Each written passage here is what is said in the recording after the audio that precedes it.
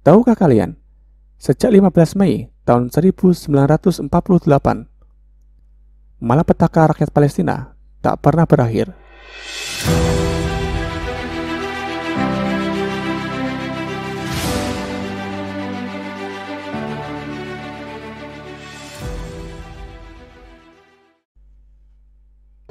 Pada tanggal 15 Mei tahun 1948 adalah tanggal penting bagi umat Islam di seluruh dunia.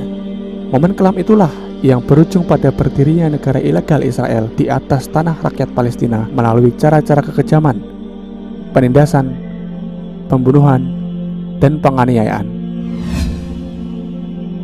Peristiwa pada tanggal ini disebut Nakbah atau malapetaka bagi warga Palestina ketika mereka diusir secara paksa dari rumah, desa, dan negara mereka untuk memungkinkan Zionis Yahudi menerapkan dan mencapai aspirasi yang telah mereka rencanakan selama beberapa dekade.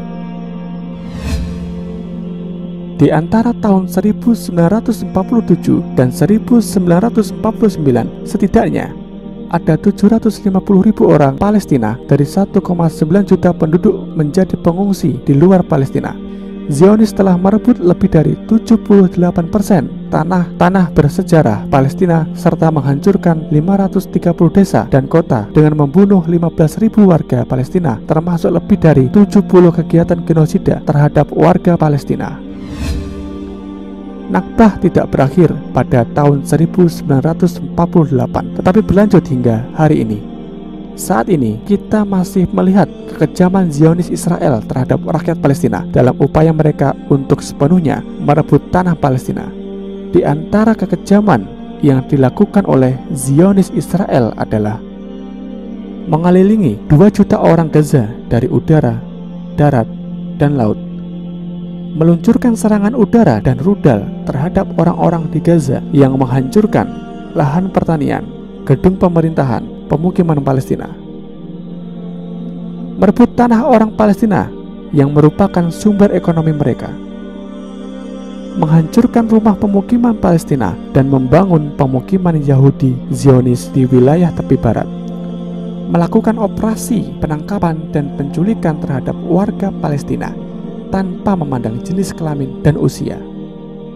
Sejak 1948, sekitar 1 juta orang Palestina telah ditangkap oleh Zionis Israel.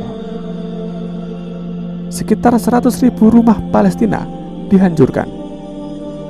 Ada ratusan pos pemeriksaan, pemblokiran jalan, dan pos pemeriksaan di tepi barat.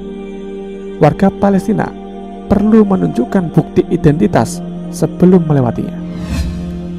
Perjuangan pembebasan tanah Palestina ada di pundak semua Muslim.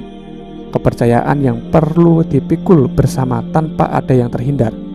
Zionis Israel memperlakukan orang Palestina seperti makhluk, bukan manusia yang dibunuh tanpa kemanusiaan.